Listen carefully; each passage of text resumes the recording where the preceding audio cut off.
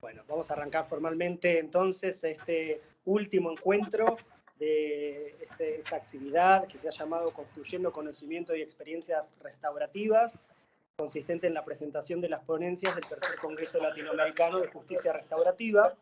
Este ciclo que termina hoy y que ha ocupado los jueves del mes de octubre ha sido organizado por el Instituto de Estudios Judiciales de la Suprema Corte de Justicia de la Provincia de Buenos Aires, la Defensoría General del Departamento Judicial de Lomas de Zamora, la Defensoría del Pueblo de la Provincia de Santa Fe, el Instituto Latinoamericano del Ombudsman y la Fundación Latinoamericana Objetivo 16. Así que bueno, este espacio queda abierto, creo que va a estar dando apertura y moderando Florencia Brandoni y María Ángeles Pesado, así que bueno, los escuchamos.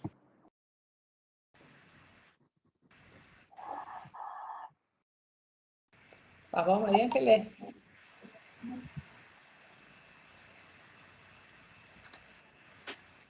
¿Voy yo? ¿Escucha? Sí. Buenas tardes a todos, a todas. Bueno, un gusto estar en el último encuentro de este ciclo por segundo año como cierre del Congreso Latinoamericano de Justicia Restaurativa. En esta oportunidad nos acompaña Florencia Brandoni, quien fue la que estuvo coordinando todo el espacio de las ponencias junto a otros colaboradores, y quien va a hacer la presentación de quienes van a hacer las ponencias en este último encuentro. Pero antes de cederle la palabra a Florencia, le agradecemos la presencia del defensor adjunto de Zona Sur de la Defensoría del Pueblo de Santa Fe, el licenciado Gabriel Sabino, que nos va a dar unas breves palabras antes de comenzar con las ponencias formalmente, y luego a Mariana Giorgetti de la Fundación Coepio. Gabriel, la palabra. Bueno, ante todo, buenas tardes a todas y todos. En nombre de la Defensoría del Pueblo de la Provincia de Santa Fe, en primer lugar quiero agradecer a todas las instituciones organizadoras, ¿no?, por hacer posible la realización de este tercer congreso y cuarto encuentro y último, como recién se mencionara. También agradecer a los moderadores, los que están hoy y los que fueron, a los panelistas, a la audiencia en general, así como a los profesionales de nuestra institución que están trabajando en el abordaje restaurativo en diferentes conflictividades y procesos. Sabemos que el concepto de justicia restaurativa nos interpela a poder repensar cuál es el enfoque, cuál sería el enfoque que realmente debe darse en la justicia en aquellos procesos en los que se enfrentan involucrados o se encuentran involucrados diferentes colectivos. Y entre ellos también el colectivo tal vez adolescente, que es por cual tenemos que empezar a velar y pensar. Nuestra institución, la Defensoría del Pueblo de la Provincia de Santa Fe, en sus 30 años de existencia, siempre veló por ser promotora y defensora de los derechos, que nos obliga también a ayornar las metodologías de abordaje de toda conflictividad social, siguiendo el camino realizado por nuestros recursos humanos que tenemos y valiosos, desde nuestro Centro de Mediación y Resolución de Conflictos, que comenzó casi sin saberlo en la restauración de las problemáticas juveniles escolarizadas hace ya casi 15 años, con procesos y trabajos pilotos y publicaciones que devengó en publicaciones sobre mediación escolar. Sabemos que también en nuestra provincia hubo una comisión que conformó en el marco de un programa de justicia de Santa Fe y elaboraron un nuevo proyecto de Código Procesal Juvenil que incluye también principios de justicia restaurativa como cuestión novedosa y necesaria, y que se apoya en nuevos abordajes sobre niñez y adolescencia, tanto en el conflicto con la ley, desde sus causas, pero fundamentalmente centrando la mirada de las vidas y la importancia en la educación. Ya como dije recién, pasaron casi 15 años en este camino, parece que recién comienza, pero sin lugar a dudas muchas de estas instituciones que hoy estuvieron presentes han trabajado y vienen trabajando. Por eso creemos que las intervenciones tempranas, el foco en la educación, justamente intervenciones con integrantes jóvenes, la desjudicialización de los conflictos y la verdadera cultura de paz va a favorecer justamente el valor o el valor agregado de estos encuentros y de estos congresos. Así que desde ya le agradezco a todas y todos la posibilidad de expresar mis palabras y desde ya les doy la bienvenida en este último encuentro. Muchísimas gracias. Muchas gracias, licenciado Sabino. Mariana, tenés la palabra. Bueno, muchísimas gracias a todos y a todas. Saludarlos, agradecerles la participación que le ha dado la Fundación Coepio en este tan importante congreso que nos invita a dialogar, a ver, a revalorizar algunas cuestiones y a poner sobre la mesa algunas otras y a tener una nueva mirada del mundo que nos permita darnos cuenta y vivir esta experiencia de que en donde somos todos partes de una misma humanidad, somos partes todos de un todo, y en donde tenemos que convivir los unos con los otros y necesariamente para eso debemos dialogar. Así que bueno, desde Fundación Coepio celebramos estos espacios de diálogo y les agradecemos a todos por habernos invitado y bueno, bienvenidos a esta última jornada. Muchas gracias. Muchísimas gracias, Mariana. Bueno, ahora le vamos a dar la palabra a Florencia Brandoni, que es la Coordinadora Nacional de Métodos No Adversariales de Resolución de Conflictos en Argentina, y quien va a estar moderando las ponencias, haciendo la reflexión final, y después Eleonora va a hacer la presentación de nuestro querido amigo Díaz Colorado, que hará el cierre del encuentro de hoy. Florencia.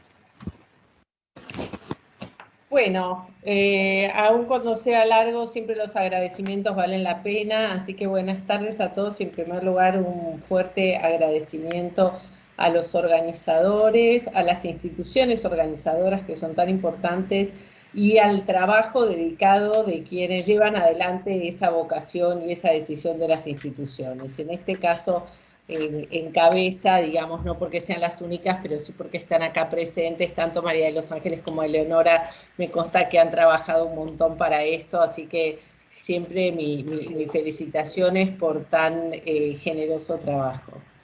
Bueno, la verdad que estoy súper contenta de que me hayan llamado. Creo que el Congreso supone una movida importante y con gran creatividad han logrado sacarle jugo al Congreso, y armar estas jornadas posteriores al Congreso supone no coagular todo en 3 días, donde la gente tiene que dejar la vida, años de trabajo para que en 3 días se fumen. Es una pena porque han recibido ustedes muchísimas ponencias súper valiosas que también vale la pena darles un lugar, experiencias muy ricas y además hacerlo durar, ¿no? Porque en verdad de lo que se trata no es solo de hacer un evento, sino de hacer una promoción de desarrollo. Y esta es una acción muy coherente, este ciclo de charlas en ese sentido. Así que nuevamente mis felicitaciones. No sé bien cómo quieren organizar. Yo le echo una mirada a los trabajos, los 4 trabajos que están previstos para el día de hoy. Me parecieron todos súper interesantes. Y la primera reflexión que tengo para hacer es que han logrado extender el campo de lo específicamente conflictual.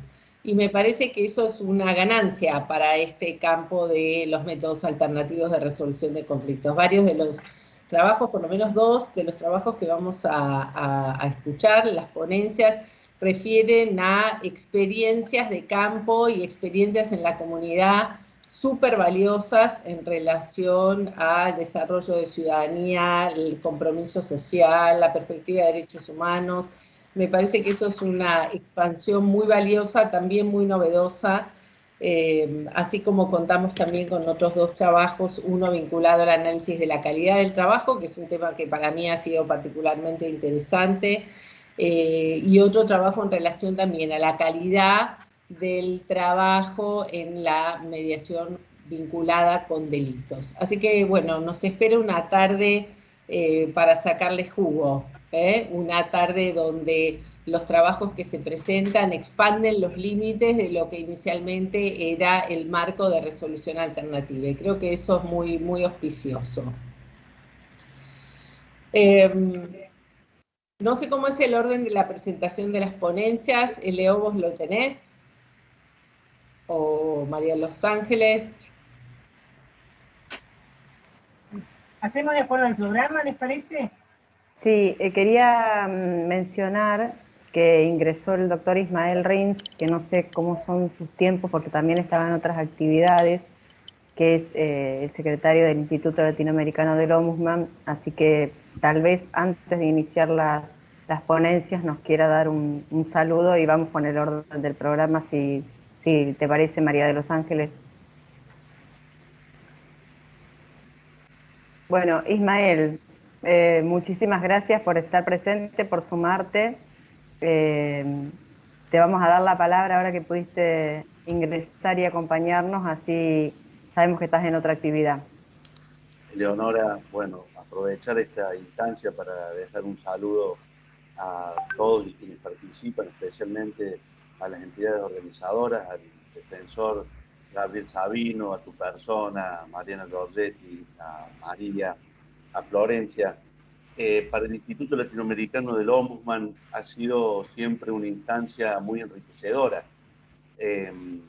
Y poder sacarle jugo, como recién referían a estas actividades, nos parece que es un camino muy provechoso. Los defensores, las defensoras, las defensorías del pueblo como institución se han visto enriquecidas tras andar estos caminos de la mediación, de la justicia restaurativa. Vemos como en Argentina o en diversos países ustedes son más que testigos de cómo ha ido creciendo la actividad y cómo se ha ido profesionalizando, cómo se han ido formando distintas personas dentro de la institución y también fuera de las instituciones, ayudando al trabajo de poder generar ámbitos de diálogo para solucionar problemas que muchas veces se ven como problemáticas que no tienen solución o que la solución podría venir o no venir de espacios jurisdiccionales.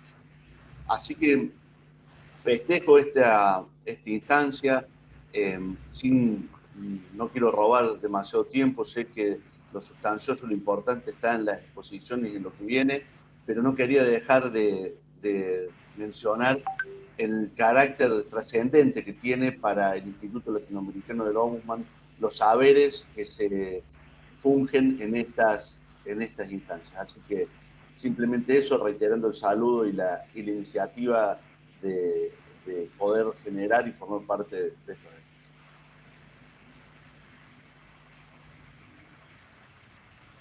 Muchísimas gracias, doctor Rins. ¿Es así, Eleonora? Entonces vamos a darle la palabra a Luciana Calderón y Soraya Rasher de la Universidad Nacional del Río Cuarto, que nos van a exponer sobre su trabajo acerca de desarmar, restaurar y soñar lo posible. Hola, Liliana. buenas tardes a todos. Buenas tardes a todos. Bueno, comentar, primero agradecer la posibilidad, ¿sí?, de poder estar en este espacio compartiendo bueno, con tantas personas y tantas instituciones. Mi colega, la doctora Soraya Rachet, bueno, por motivos laborales no puede estar presente. Bueno, para compartir, habíamos armado unas pequeñas diapositivas. Vamos a ver si funciona. A ver.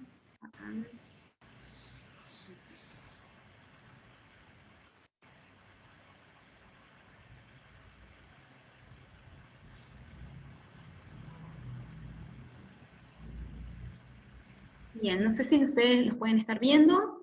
Sí, perfecto. Bien.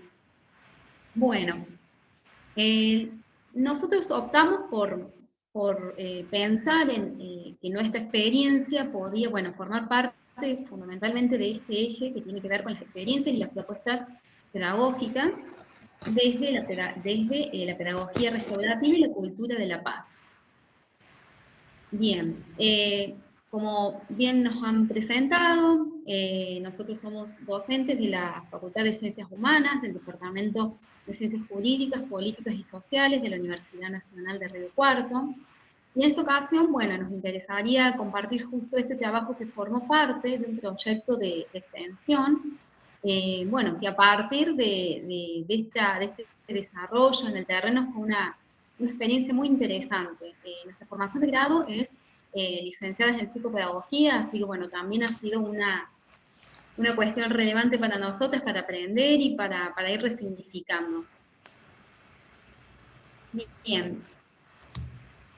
Nos gustaría partir justamente de una cita que significa bastante para nosotros y que creemos que nos representa en la acción en este trabajo. Que dice que es de Ulloa, seguramente la habrán escuchado, dice: hablar de ternura en estos tiempos de ferocidades no es ninguna ingenuidad, es un concepto profundamente político. Es poner el acento en la necesidad de resistir la barbarización de los lazos sociales que atraviesan nuestros mundos.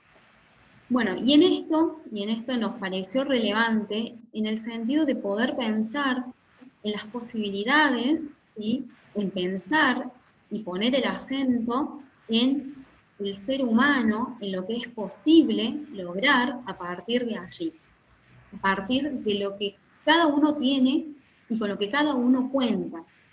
El proyecto fue, como menciono, gestado desde la Secretaría de Extensión. Y bueno, aquí vamos a ver la siguiente. Ahí está. Más adelante comentamos algunas características. Pero bueno, fundamentalmente, a partir de la convicción, de la importancia de poder restaurar aquello que está dañado, ¿sí?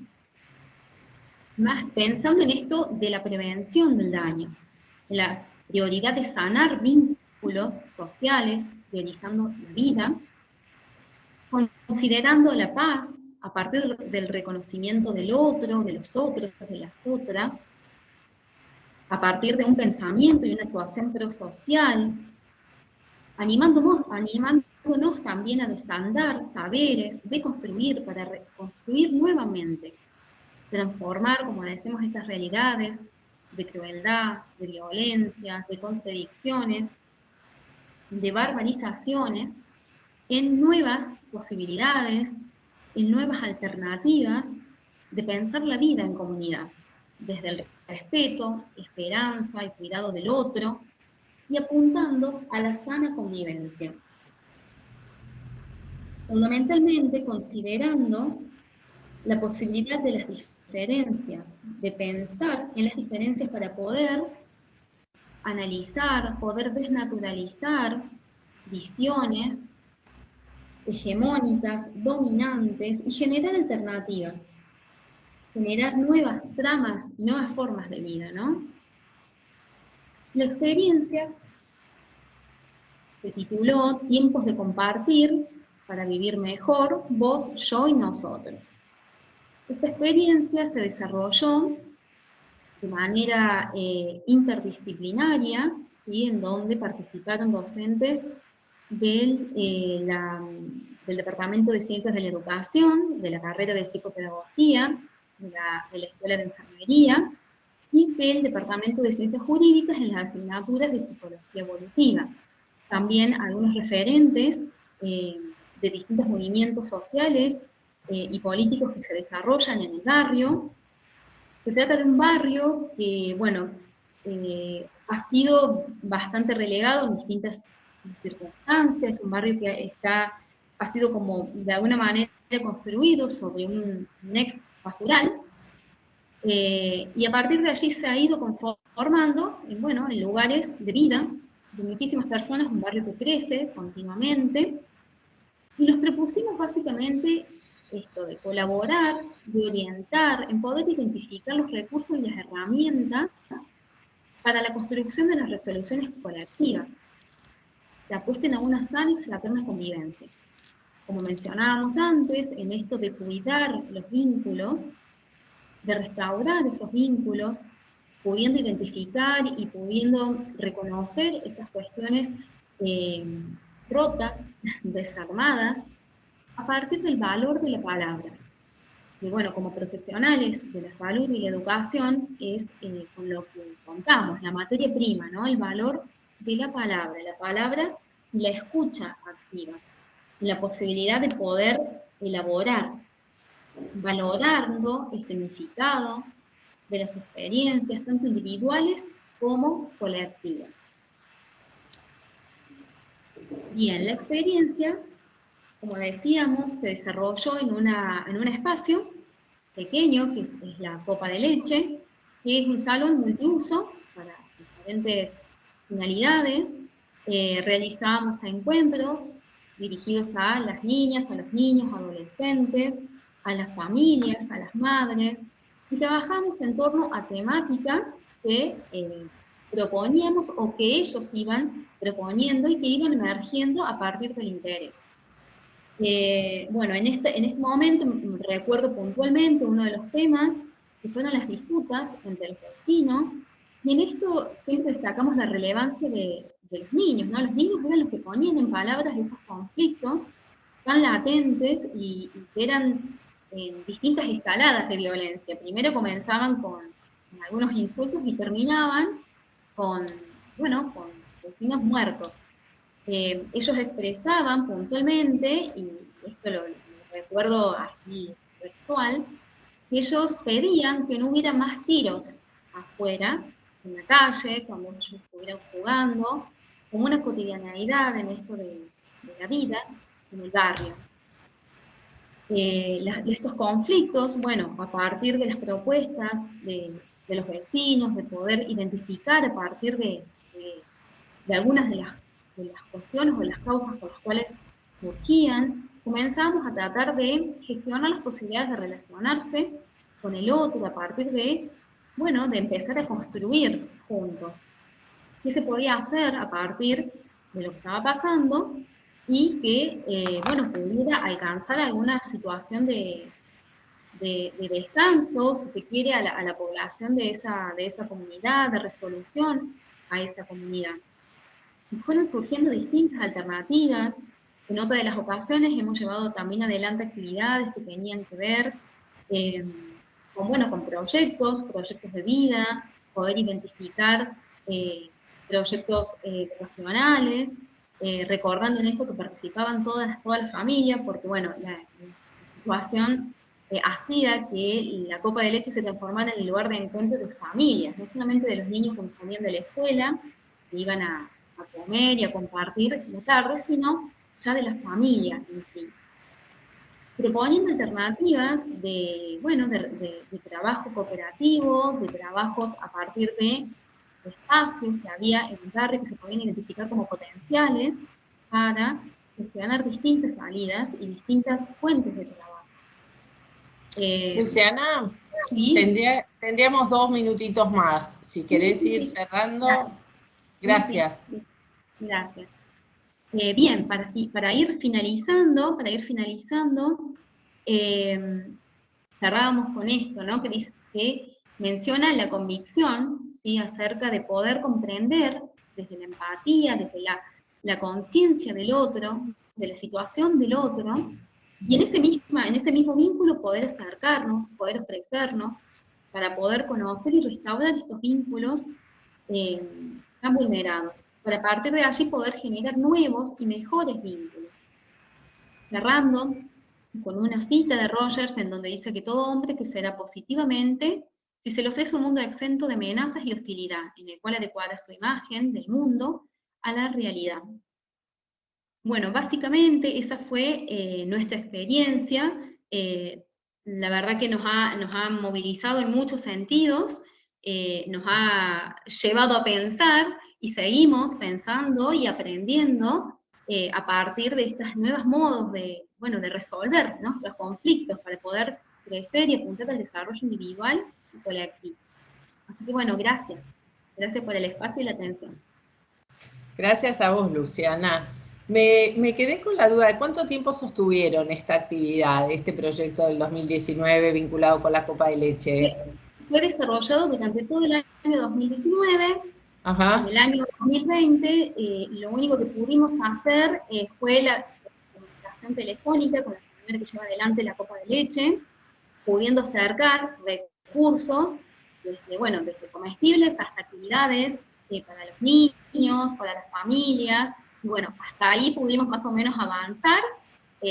Por supuesto, la demanda es muchísima, bueno, estamos gestionando nuevas formas de acercamiento a ese espacio, ahora que hay un poco más de menos restricciones, pero siempre con los cuidados, ¿no? Pensando en esto. La verdad que te felicito, Luciana, y llevale las felicitaciones a tu compañera Soraya, porque la verdad que es un muy lindo trabajo. En la exposición tanto oral como en la ponencia queda claro cuál es como el posicionamiento ético a partir del cual desarrollan este trabajo, ¿no? Fernando Ulloa es un maestro para todos, y esta posición de la ternura que él plantea es efectivamente una posición ético-política, ¿no? Y es una posición desde la cual trabajar desde una perspectiva de derechos humanos, en generar protagonismo y llevar una herramienta de resolución de conflictos a partir de esta excusa que ustedes encontraron, ¿no es cierto?, de reunión de las familias en situación de vulnerabilidad, que es en ir a buscar la copa de leche, lograron encontrar ahí una oportunidad de trabajo social en el mejor sentido, ¿no es cierto?, de la transmisión de una forma de resolver conflictos que alivie de alguna manera parte de las hostilidades del mundo. Me gusta decir que así como esta experiencia que ustedes cuentan, donde además lo otro que me parece que es súper valioso es la universidad en la comunidad, ¿no? Porque la experiencia es una experiencia institucional, ¿no es cierto?, en el marco de una universidad. Así que eso me parece que habría que destacarlo.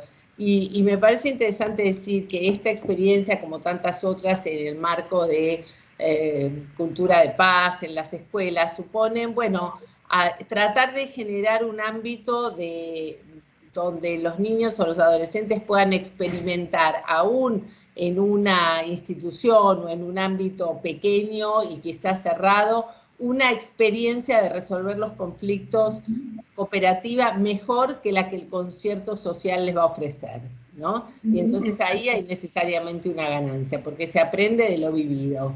Así que felicitaciones por la experiencia. Muchas gracias. ¿Con quién seguimos? Continuamos ahora con Karina Lozada, que es del Poder Judicial de Santa Cruz, en reflexiones en los trayectorias escolares. Karina. Perfecto, seguimos por los niños, por la educación, por ese valor extraordinario. Contanos, Karina. ¿Qué tal? Buenas tardes. En principio, agradecer la oportunidad de presentar esta pequeña experiencia que venimos llevando en la localidad del Calafate, donde resido hace 25 años. Y primeramente yo soy profesora en Historia y licenciada en Ciencias Sociales, y luego estudié abogacía, porque precisamente dentro del contexto escolar surgían problemáticas a las que me veía limitada en poder contribuir. Entonces decidí tomar cartas en el asunto y avanzar un poquitito más en otra carrera que me encanta, y es el derecho. Y cuando comenzamos a trabajar, la idea era tratar de vincular la educación con el derecho, como que no funcionaran como compartimientos estancos. Esa era una realidad que yo veía, ¿verdad? O sea, en el juzgado veía la problemática y en la escuela tenía el espíritu de esperanza. Tenía la posibilidad de trabajar con jóvenes que me permitieran a mí aprender la nueva perspectiva que ellos iban adquiriendo. Y a su vez, ver cómo dentro de las escuelas hay ciertas miradas que a lo largo del tiempo se perpetúan. Hace años que hemos aceptado la Convención de los Derechos del Niño, hace años que el paradigma ha cambiado y los ha tornado sujetos de derecho íntegros, y así todo, en las escuelas, docentes, seguimos tratando a los jóvenes y a los adolescentes como si fueran sujetos tutelares de derecho. A partir de ahí, bueno, comenzamos a trabajar en varias oportunidades. Pertenezco a la asociación Alam-Pionaf hace 10 años, y bueno, ahí he aprendido muchísimo, porque siempre se busca de la práctica, de la práctica al derecho, ¿no es cierto? Entonces, nada, lo que veíamos siempre junto con un grupo de colegas era esta situación de que en la parte discursiva por ahí habíamos aceptado el paradigma nuevo, pero en la parte práctica lo veíamos imposibilitado, inclusive por nuestras propias prácticas. Y empezamos a trabajar con un grupo de profes, les propuse que viéramos cómo ellos se sentían, cómo los chicos de primero a quinto año. Nuestra escuela es la segunda más grande de la provincia de Santa Cruz, tenemos una matrícula de 767 alumnos, y un índice de repitencia abrumador, porque llegaban 767 chicos y egresaban 80, de los cuales impresionante. Exactamente, con el título completo, o sea, terminadito, como para poder seguir continuando sus estudios, solo teníamos alrededor de 25 a 30 alumnos. Me puse a Pero es investigar muchísimo más alto que el promedio nacional. Exactamente, íbamos muy por debajo. Cuando comenzamos la investigación, esto en algunos aspectos molestó bastante, obviamente porque dejaba al descubierto algo. Algo estaba ocurriendo, que de 8 primeros años que teníamos, egresaban 4, ya la mitad quedó en el medio, donde están esos chicos, y a su vez, de esos 4 cursos, si contábamos, egresaba realmente 1 a diciembre de ese ciclo lectivo. Y recién tardaban entre 2 a 5 años para el resto de los 60 alumnos finalizar su formación de educación secundaria. O sea, al no haber tampoco universidad en la localidad, se provocaba un desánimo en los chicos, decir, voy a poder ir a estudiar, mis padres van a poder pagar en otra provincia o en la capital de la provincia alguna continuación de estudios. Entonces todo esto desmotivaba. Más lo que principalmente yo digo, vayamos buscando cuál es el fondo de esta cuestión. ¿Cómo podemos integrarnos para que yo no tenga que estar en el juzgado después defendiendo a mis propios alumnos de 17 años que no terminaron y que tuve primero? O sea, ¿dónde estaban? Bueno, terminan judicializados y la verdad que era muy angustiante porque es una localidad pequeña de 35.000 habitantes. Esto mismo se replicaba en varias localidades de la provincia de Santa Cruz y bueno, generó una tensión un poco bastante fuerte en cuanto que no nos dejaron articular con la universidad para seguir investigando cómo podíamos nosotros cambiar este porcentaje de repitencia y de deserción escolar que figuraba en toda la provincia en un 37%. Si hoy buscan las estadísticas, estamos perfectos, pero estamos perfectos porque a través de la pandemia, en mayo del 2020, cuando ya no podíamos ir a la escuela y demás, se decidió hacer una resolución del Consejo Provincial de Educación y por una resolución que es la 612 del año 20, se pasó todos los alumnos, absolutamente todos, debiendo la cantidad de espacios curriculares que debieran, pasaron al año inmediato superior. Se iba a trabajar exclusivamente con proyectos de elaboración para tener matemática 1 y 2 juntas. A fin de año del 2020 pasaron los chicos que estaban con las materias de primero, con las materias de segundo, pasaron a tercero. Hoy, actualmente, tenemos chicos en tercer año que todavía no comprenden matemática de primero, pero sí bajaron los índices, de toda la provincia y con lo cual me dijeron que lo que nosotros estábamos investigando no era viable porque se alejaba de la realidad. Está tapada la realidad, ¿verdad? Así que bueno, no importa, no nos vamos a desanimar. Amo la docencia, que fue mi primera carrera y la que me va a acompañar hasta que no pueda más. Y eso no va a suceder hasta que me jubile, que falta un tiempo. Y vamos a seguir trabajando desde ello, porque evidentemente el sistema en este sentido nos ha vencido, debemos reconocer que hemos fracasado a través del sistema y de lo que yo considero creer que es una subestimación de los adolescentes, de los jóvenes y de su propia capacidad de aprendizaje. Creo que en vez de facilitarles el decir, bueno, te preparo una trayectoria particular para vos y avanzás, me parece que los ayuda a no buscar una iniciativa, a no buscar un aliciente para seguir avanzando y encontrar aquella carrera que los pueda motivar, apasionar de forma tal que puedan continuarla y trabajar de esto, y no solamente transitar por la escuela secundaria. Así que, bueno, perdón que me excedí. No, estamos bien. Me parece que es interesante, Karina, de tu trabajo, esa idea de estigmatización a los adolescentes, ¿no es cierto?, que vos planteás en tu texto. Sí. ¿Cómo lo percibís eso? ¿Cómo lo entendieron? La sorpresa mayor que nosotros tuvimos cuando comenzamos con el trabajo de encuestas, primero que no querían hacer centros de estudiantes y a mí se me paraban los pelos así, más de los que lo tengo en los rulitos. Pero ¿cómo puede ser que no quieran representarse?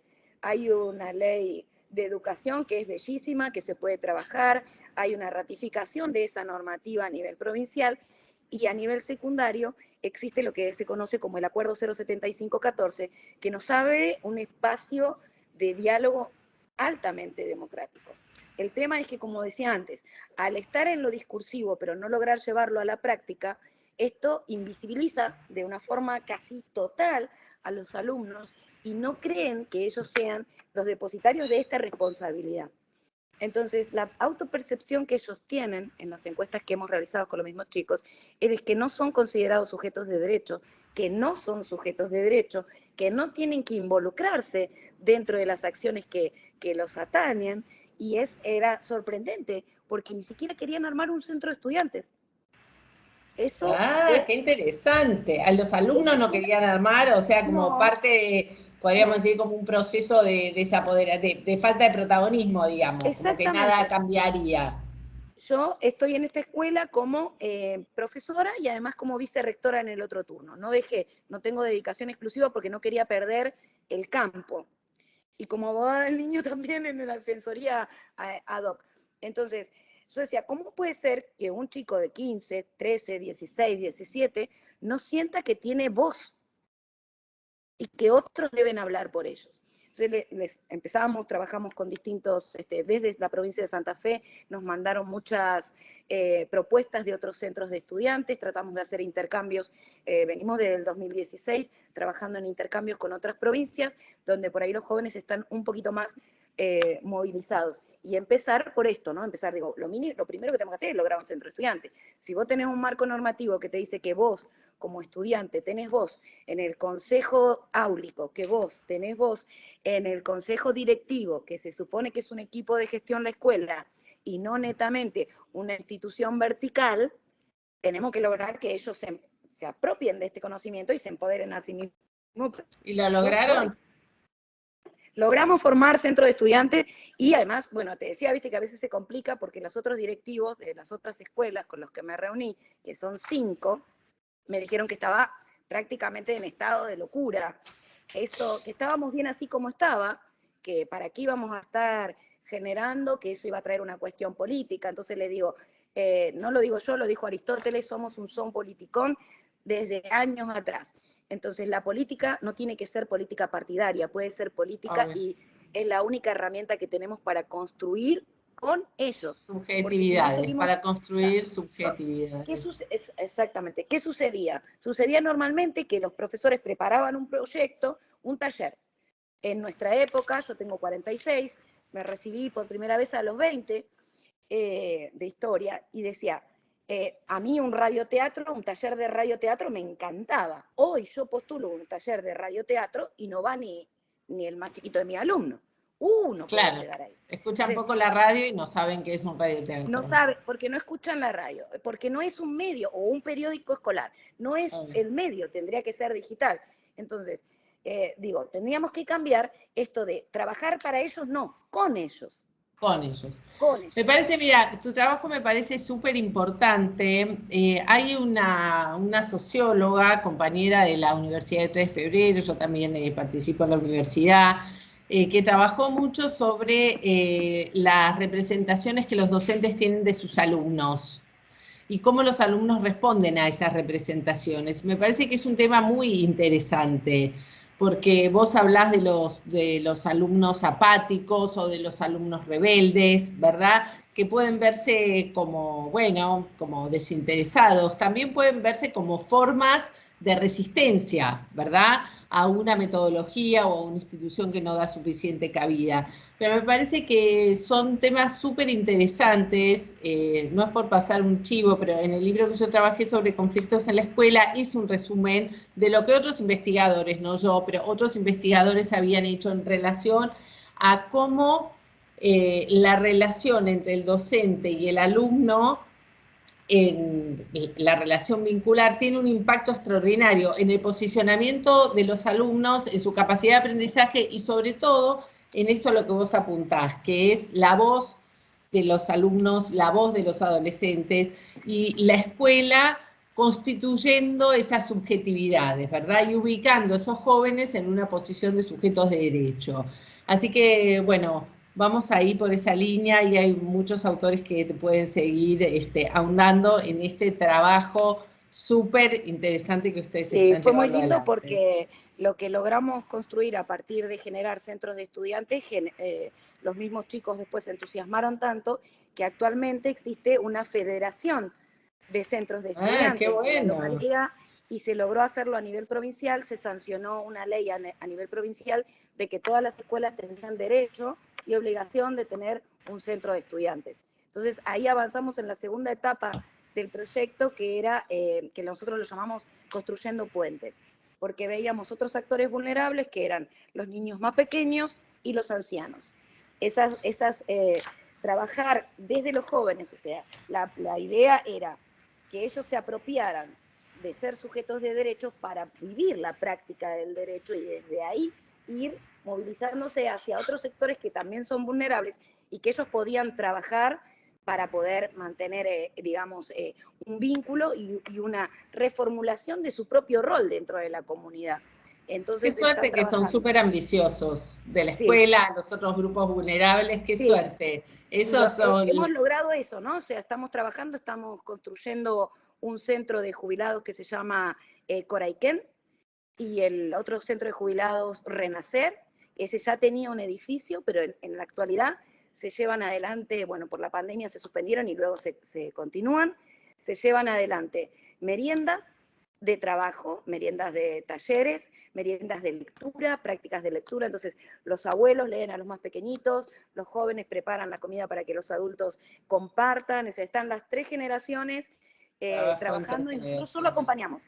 Ellos tienen que mantener su responsabilidad, tienen sus tesorerías y lo están haciendo no con una escuela, que era el objetivo, no solo ser del secundario 9, sino que lo están haciendo las 5 instituciones de nivel secundario, trabajando con los 3 jardines de infantes y los 2 centros de jubilados. Entonces sí se ha logrado una integración que esperemos podamos mantener a lo largo del tiempo. Por ahora va de a poquito, pero va. No sé felicito muchísimo. Te felicito muchísimo y no pierdan ese impulso. La verdad que es una extraordinaria práctica de promoción de ciudadanía y construcción de cultura de paz, ¿no? Gracias. Y los felicito.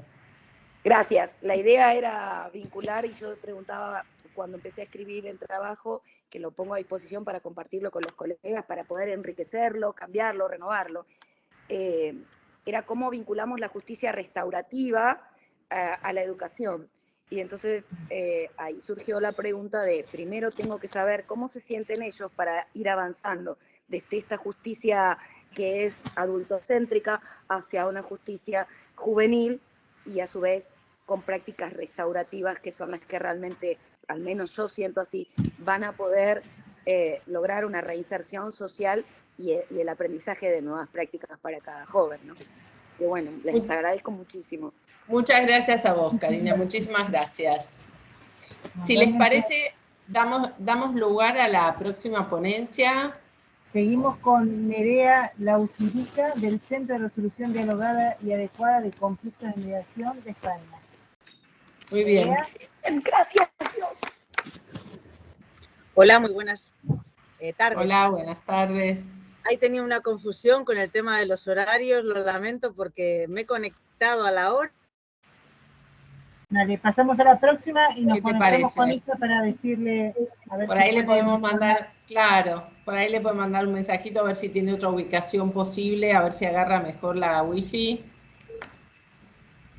Bien, entonces vamos a seguir con la próxima ponencia, que es de Silvina Alonso y Gabriel Fava, de la Universidad de Buenos Aires, sobre soluciones sostenibles de conflictos penales. Silvina. Hola, ¿me escuchan? Sí.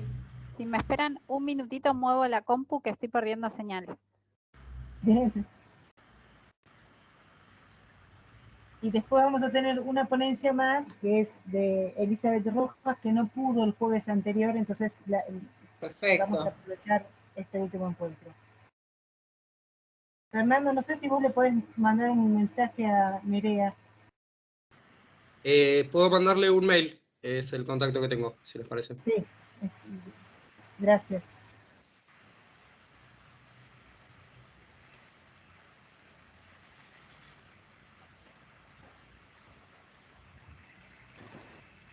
Silvina, avisanos cuando estés. Sí, ya les aviso, un minutito que me estoy desplazando por la casa para agarrar señal. Un minuto, por favor.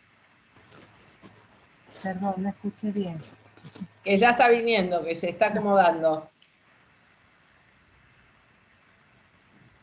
¿Te acordás qué lindo cuando pasábamos adelante a hablar? Pensando lo mismo, cómo se Y nos extraña la escuchábamos presencialidad. perfecto y después tomábamos café y nos abrazábamos.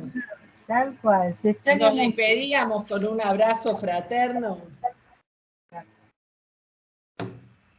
Fue hace como 15 minutos nada más, pero parece tan lejano. Acá estoy. No sé si se Bien, escucha. Sí, sí, te Sí, ahí te escuchamos. escuchamos bien. Ah, buenísimo. Bueno, voy a leer yo la exposición porque Gabriel Fava está con problemas de conectividad. Tengo 10 minutos más o menos. Sí, perfecto. Bueno, lo que les queríamos contar es acerca de la solución sostenible de conflictos penales que se basa en el espíritu de la Agenda 2030 de Naciones Unidas para el Desarrollo Sustentable.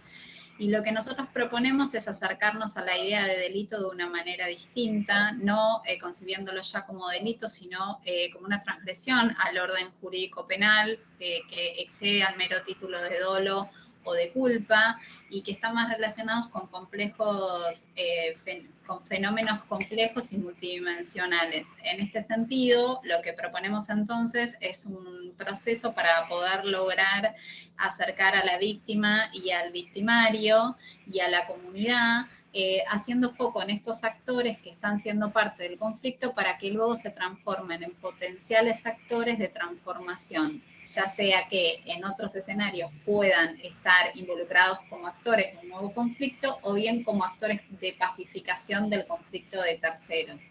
Entonces la propuesta que tenemos es la de hacer un abordaje integral que genere el involucramiento de la sociedad para lograr restablecer el tejido social que se ha roto a través de la comisión de este conflicto de competencia penal.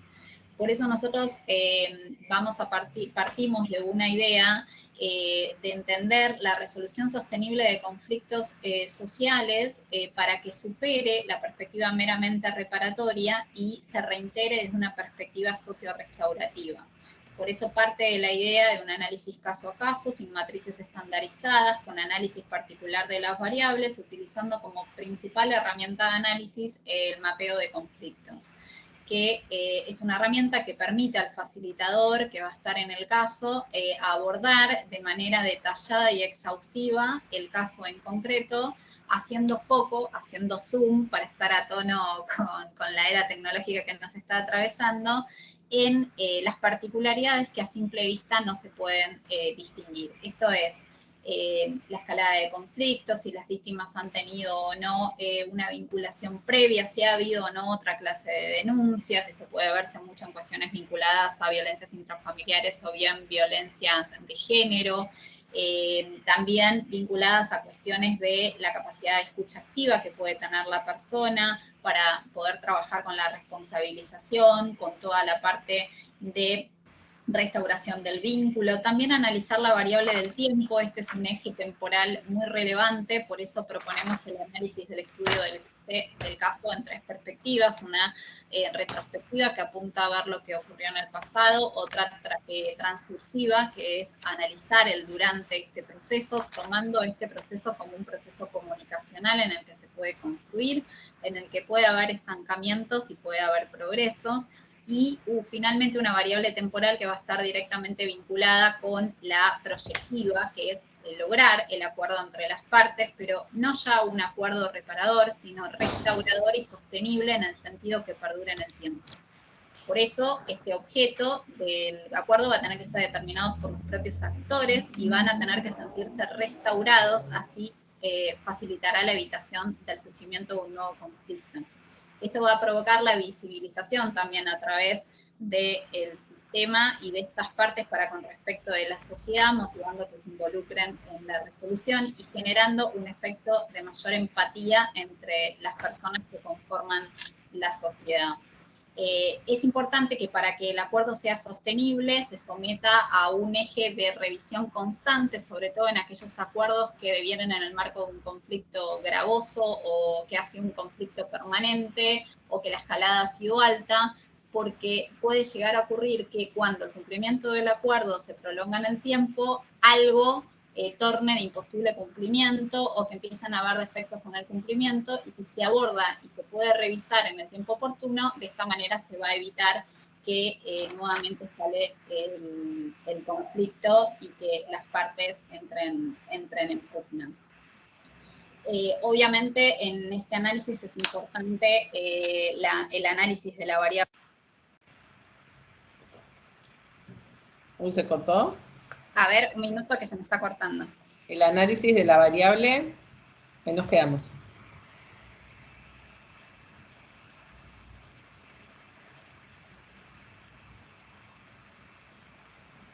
¿Nos escuchás, Silvina?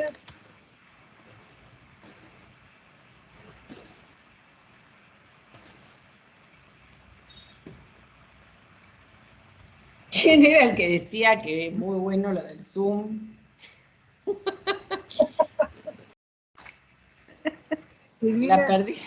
La perdimos a Silvina. ¿Las escuchás, Silvina? No lo veo.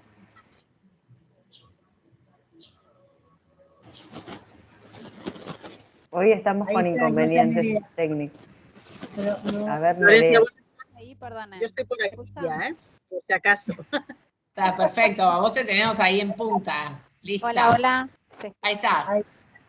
Sí, sí, bien. Les decía que va a ser fundamental entonces aplicar la perspectiva de género dentro de lo que es el análisis del caso a caso, sobre todo para poder detectar los intereses, porque estos conflictos van a estar enmarcados en el contexto de una conversación difícil, ¿no? Entonces, por un lado vamos a tener el relato de una parte, de la otra, y de lo que las partes no están contando, pero que están sintiendo. Y ahí es un elemento importante todo lo que es el proceso emocional. Por eso incorporamos dentro de la gestión de este conflicto el concepto de impermanencia emocional del que todos los humanos gozamos. Esto impacta directamente en el análisis de la variable tiempo y del momento en que vamos a detectar como facilitadores para acercar a las partes, en el sentido de que si las contactamos recientemente o muy cercanamente a lo que es el conflicto en sí, es muy probable que las partes no quieran acercarse, que no quieran dialogar, que no quieran compartir un espacio en común, y eso va a estar vinculado directamente con las emociones que pueden estar sintiendo las partes, pero que estas emociones pueden ir a lo largo de este proceso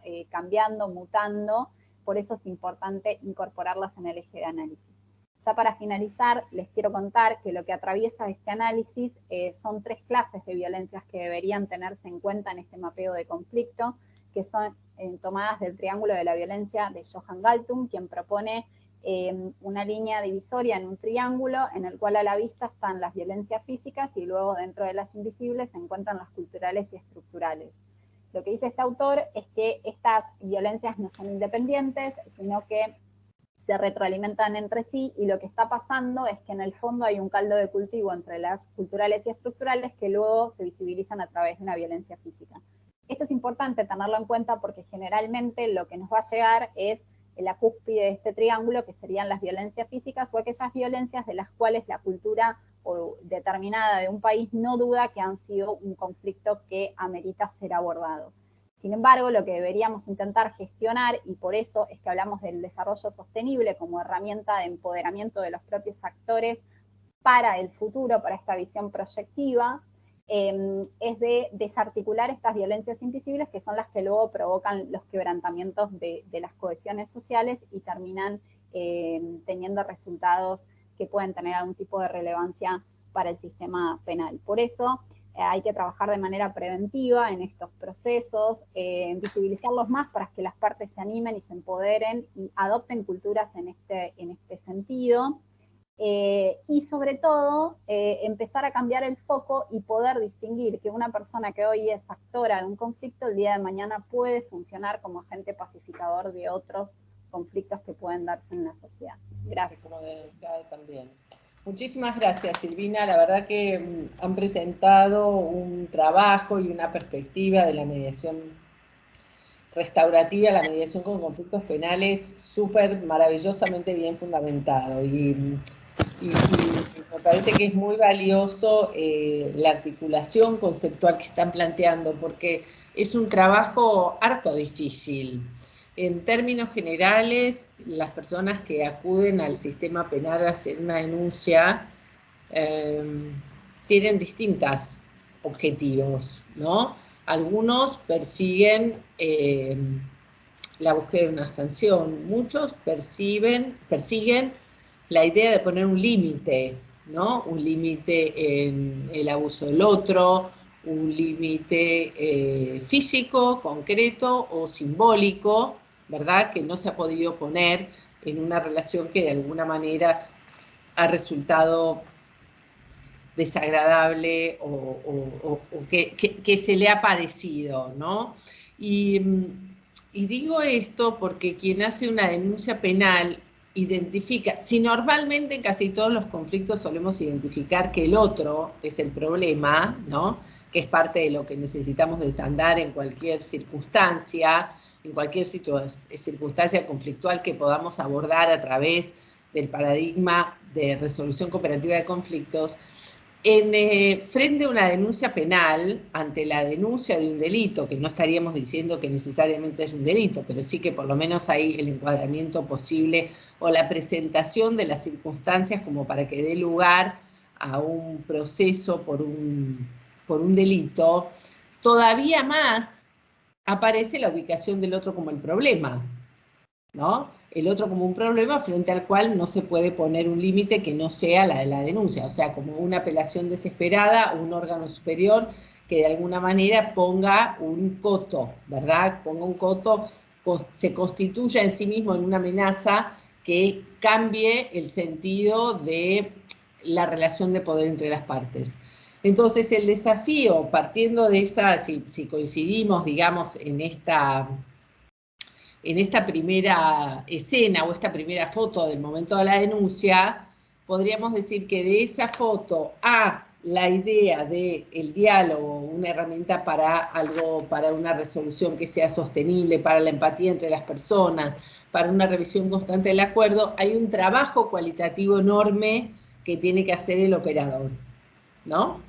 Y me parece que de alguna manera todo el andamiaje teórico que ustedes están planteando va en ese sentido, ¿no? En fortalecer, en orientar y en sostener conceptualmente todo ese trabajo que no ha de ser fácil y que eventualmente se me ocurre, no sé cómo es la experiencia de ustedes, si es posible en todos los casos, si todas las personas que arrancan con una denuncia, están disponibles para este trabajo restaurativo. ¿Cómo les resulta en el ejercicio práctico?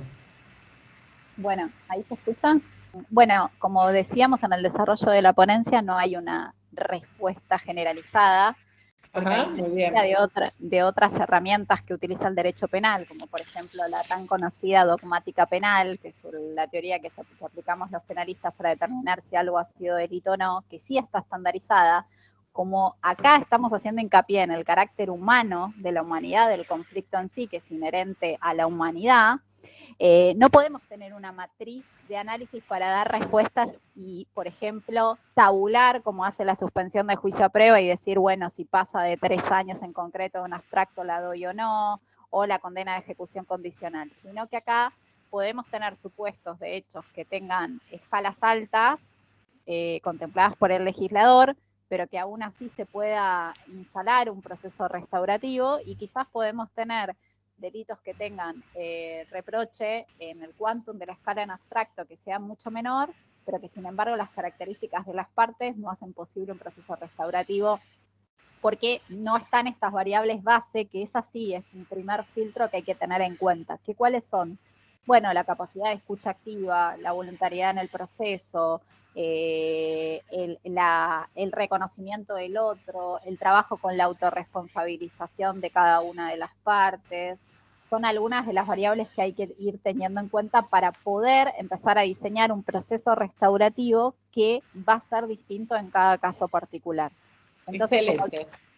Exacto, como dice Virginia Domingo, no podemos establecer ni por tipo penal, ni por clase de delito ni por el quantum de la pena, sino por las características particulares del proceso que lo van a hacer esas partes, ¿no? Esas características se las van a dar en las partes.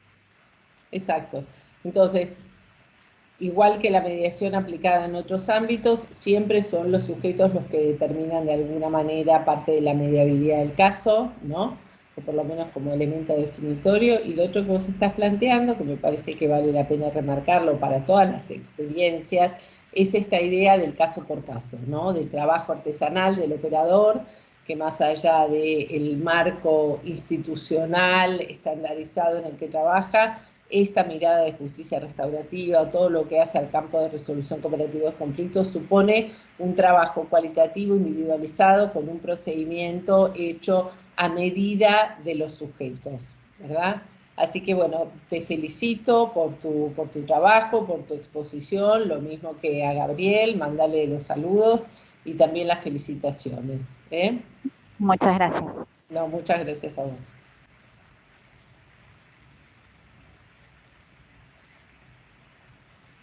¿Te parece si mientras seguimos?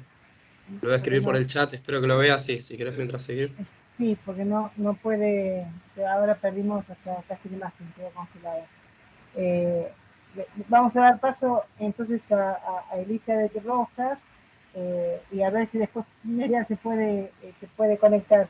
Pero antes de pasar con Elizabeth, nada, Florencia, te queremos en el próximo congreso porque tienes una calidez y la experiencia que tenés es maravillosa.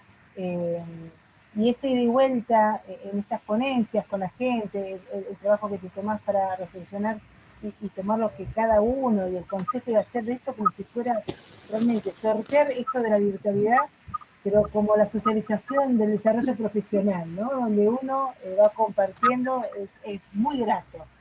Bueno, muchas gracias. Sí, claro, cuenten conmigo. Yo la verdad que admiro mucho el trabajo que hacen, así que lo poco que pude aportar lo hago con gusto porque es un muy buen trabajo, así que cuenten conmigo. Tomo la palabra que después lo va a reforzar Eleonora, pero sí, Eleonora. Nada, ya te comprometemos para que en el próximo congreso tengas en la parte de educación y todo lo que tiene que ver con esto, ¿no? Los nuevos enfoques, un lugar. Dale, genial. Gracias, qué amorosa, muchas gracias. Muchas gracias. No, al contrario. Y vamos a ver, bueno, Nerea, pobre todavía. Vamos, no Nerea, que la tercera es la vencida. Esta podemos. Bueno, voy a intentar ser muy breve por si acaso, ¿no? Bueno, lo que quería un poco, mi trabajo viene un poco rondando los 20 años de experiencia en mediación en el País Vasco, ¿verdad? Bueno, el planteamiento es que, bueno, yo he ido desarrollando la mediación familiar en principio en un servicio extrajudicial, dependiente de un ayuntamiento, de un municipio, y posteriormente se introdujo esa mediación familiar en un servicio intrajudicial, pues judicializado, ¿no? Llevábamos la parte penal, pero también trabajábamos mediación familiar intrajudicial. Entonces, bueno, todo ese tiempo que te dedicas a trabajar un caso, otro, y no tienes tiempo de reflexionar, llega un momento en el que para mí hay un parón personal y vivencial en el que digo, bueno, voy a empezar a reflexionar. Tengo la suerte de que el Defensor del Pueblo, el Ararteko, me contrata para hacer un informe sobre la mediación en el País Vasco en los últimos 20 años y bueno, eso me hace hacer una serie de reflexiones, una serie de entrevistas, valorar una serie de informes, de datos estadísticos, etcétera. Y bueno, pues voy ahondando un poquito en cuestiones, ¿no? En por qué hay cosas que no funcionan, por qué hay cosas que funcionan mejor, qué cosas podíamos implementar. Luego, a la par de ese tiempo, comienzo a trabajar en Ecuador, ¿no? Por tiempos. Entonces, veo que todavía ahí está mucho más agudizado el problema que a mí se me planteaba y que ahora voy a exponer. Yo cuando me hablaban de mediación familiar,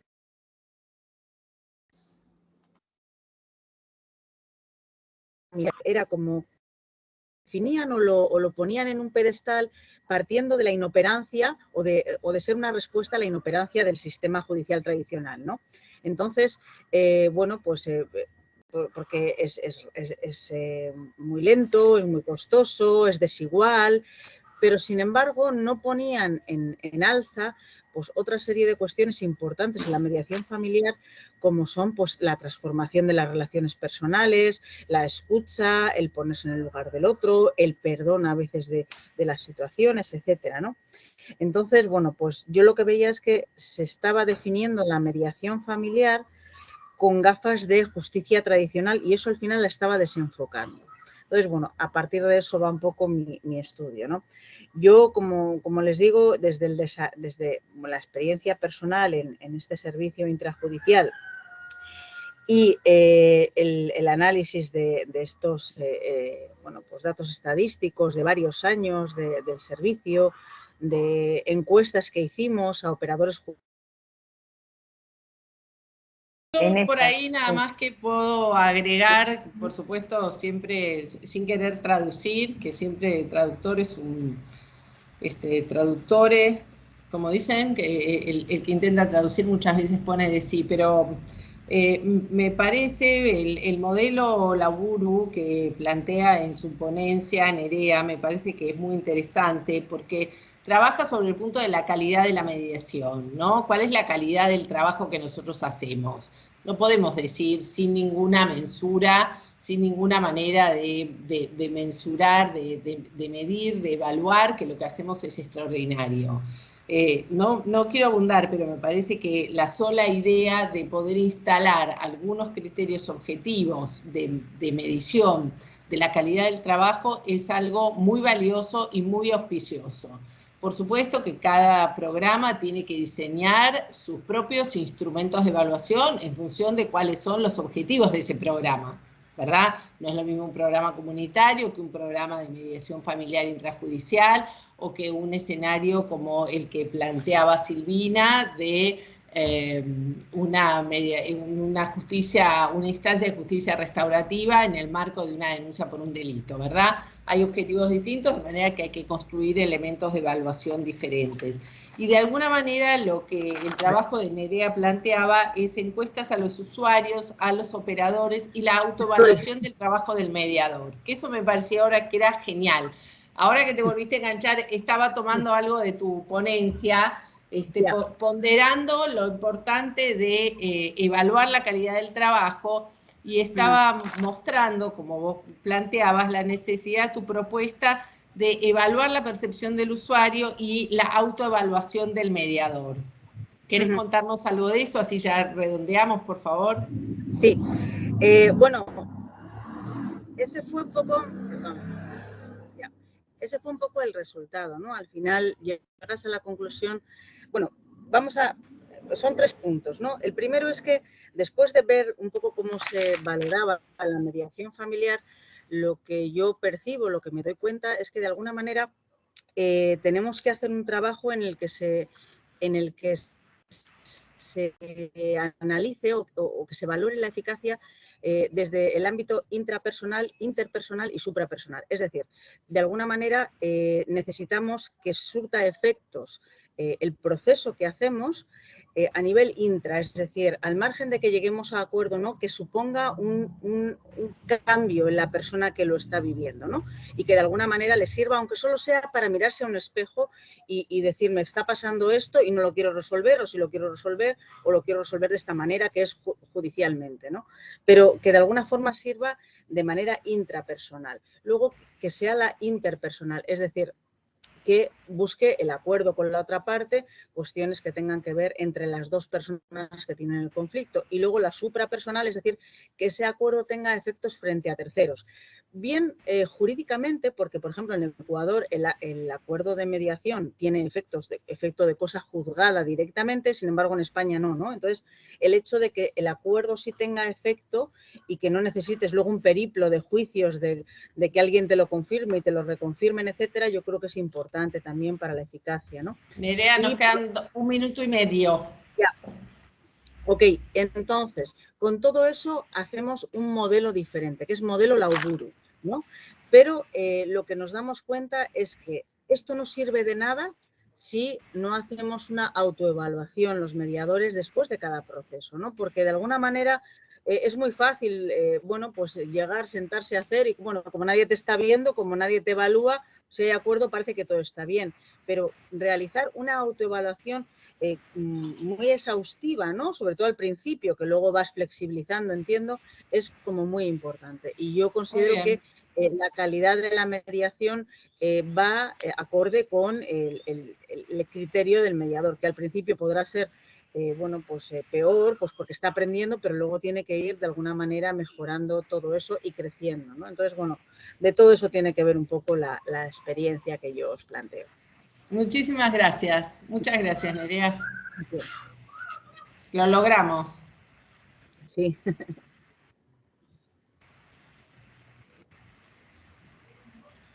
Ángeles, ¿la presentás, Elizabeth? Sí. Ahí está. Bueno, Elizabeth, que es la última ponencia, Elizabeth Roja, con su proyecto Alondra, caminando a Fiorito, de la red de mediadores con perspectiva de género. Elizabeth, ¿estás por ahí?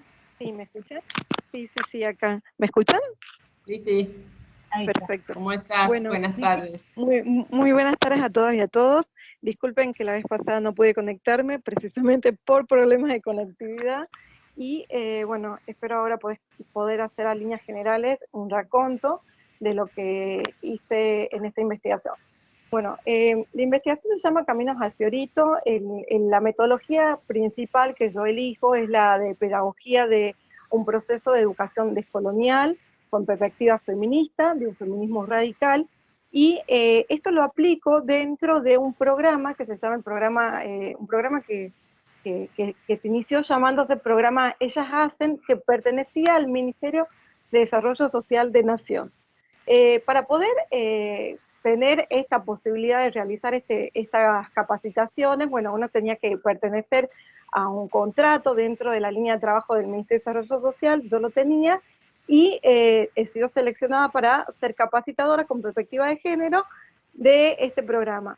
Entonces, entre el 2013 y 2014 se va diseñando este programa que tenía por destinatario a mujeres de toda la Argentina, pero en especial el foco que yo realizo acá de investigación es en la provincia de Buenos Aires, en donde logro capacitar a mujeres de unas cooperativas que se estaban iniciando, porque el programa en sí tenía como objetivo, a través de un programa de desarrollo social, que era la inserción laboral con trabajo, que pertenecía a la Argentina Trabajo, se desprende una línea más específica destinadas a mujeres que estén atravesando situaciones de violencia.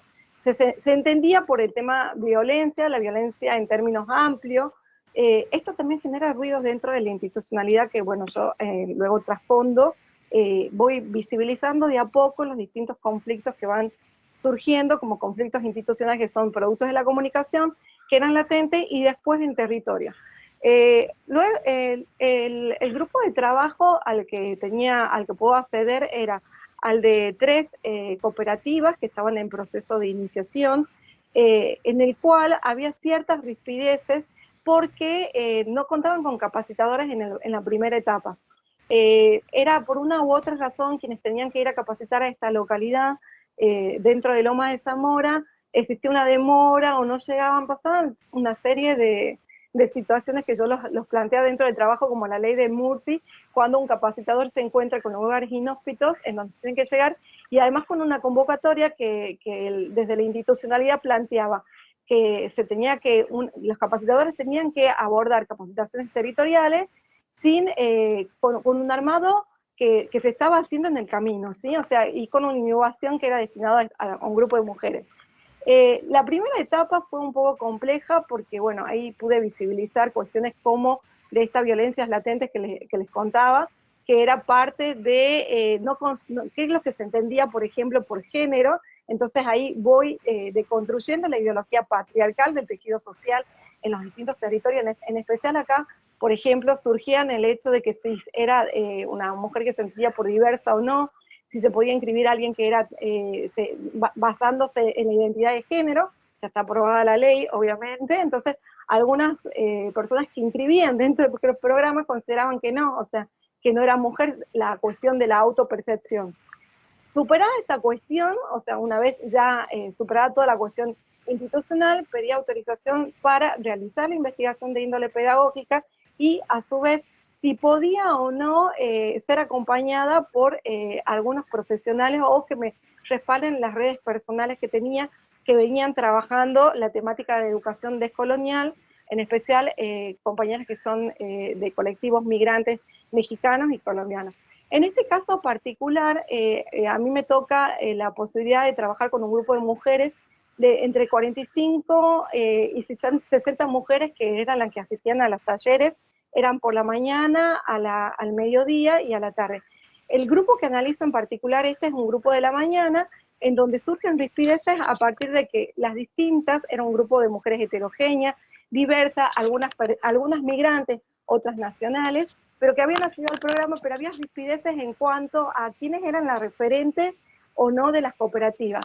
Mientras más iban ellas insertándose en el proceso educativo, porque el programa requería eso, que ellas acompañen a su vez de estas capacitaciones de género, una educación del tipo formal, pero que se iba haciendo a través de un programa fines, iban surgiendo como distintas rispideces a partir de los liderazgos que van emergiendo en esta lógica territorial.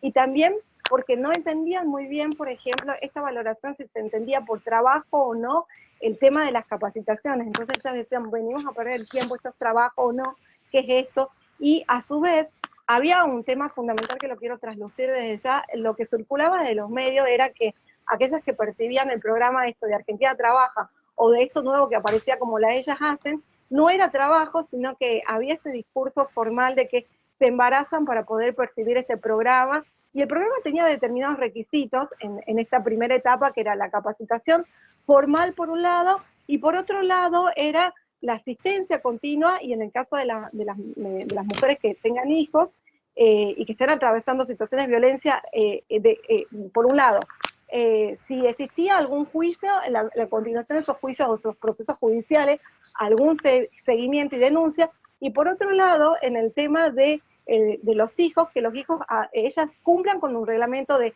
escolaridad, vacunación y demás. O sea, era bastante amplio en su primera etapa, y a su vez generaba ciertos ruidos en la parte institucional cuando en los procesos de articulación entre lo que era el territorio y lo que eran las distintas instituciones que intervenían, ya sea Ministerio de Salud, Ministerio de Economía, el Ministerio mismo de Justicia. Bueno, acá el conflicto latente que yo logro ver que era más complejo de lo que me imaginaba, era que existía dentro de este tejido social de las mujeres este hecho que era difícil trabajar entre ellas, salvo que si se conocían o eran amigas. Entonces estaba esto, o sea, entonces digo, bueno, voy a tener como base, había este mito que se estaba instalando, bueno, no se puede trabajar entre las mujeres no son amigas entre sí, ¿cómo podemos desandar? Y eso era una especie de mito, porque en realidad había como subgrupos, y se pudo hacer el ejercicio a partir de una serie de, usé mucho lo que de la pedagogía descolonial, el trabajo de la mediación de esto de la educación popular, del trabajo de la circulación de la palabra y demás, para ir identificando cuáles eran los tópicos. O sea, surgían palabras como aquella me sacó el marido, o esta pasa esto otro, no salió por allá, es invento, no. Pero cuando empezamos empieza a visibilizarse el tema de la violencia, y que había algo fundamental que era, se las dejaba de lado porque eran mujeres distintas, y empieza a indagar qué era lo distinto en cuanto a las otras mujeres, y no, porque nosotras somos distintas, había una cuestión de clase, había la cuestión migratoria, había distintas categorías que se han ido trasluciendo a lo largo de los conflictos.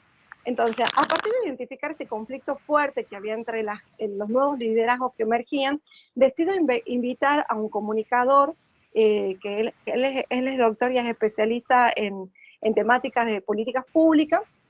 Entonces, diseño algo específico con el tema.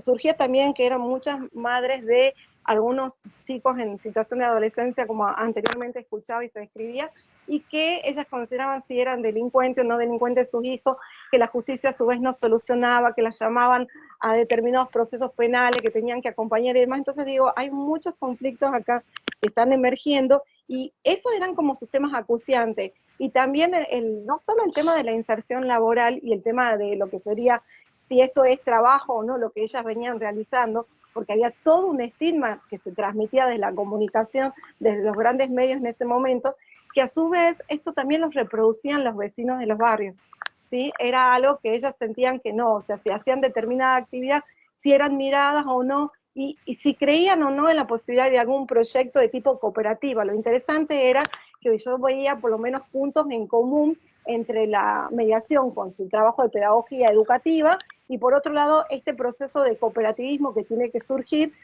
para armar una cooperativa de tipo formal, ¿no? Pero primero de eso tenemos que aceptar los distintos tipos de violencia.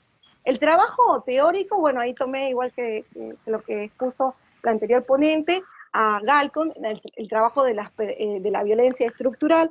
A eso le sumo, bueno, todo el bagaje de conocimiento que trae, por ejemplo, violencia simbólica Bourdieu, y después Izquierdo, y después en cuanto hay una autora muy interesante que trabaja acá en Argentina, el tema de la violencia psicológica, Ferreira, y ahí digo, bueno, todos estos tópicos que se trabajan están presentes en este lugar. Entonces empezamos a trabajar, a traslucir cuáles eran cada una de las violencias. La violencia más latente y más fuerte no era latente, es real, es una la estructural. Y la cultural, que era este hecho de cómo estaba ese tejido, cómo era este orden patriarcal, no solo desde la mirada institucional, sino también que había desde esta mirada personal, o sea, había también esto en la comunicación que está haciendo ella. En mi caso particular, yo decidí trabajar sola como tallerista y tener invitados que hacían a mis redes personales. Fui autorizada para eso, pero no traduje ese tema al resto de los capacitadores por el hecho de que, digo, bueno, a ver, tengo que llevar este proceso adelante, y si transparento demasiado, por ahí se tira el proceso para atrás. Y venía haciendo un ejercicio en donde el colectivo de trabajo de mujeres se venía sosteniendo en el tiempo, a pesar de las rispideces que había con los distintos liderazgos. A partir de eso, entonces, apelo a lo que es la teoría del juego, y también apelo en particular al dilema del prisionero.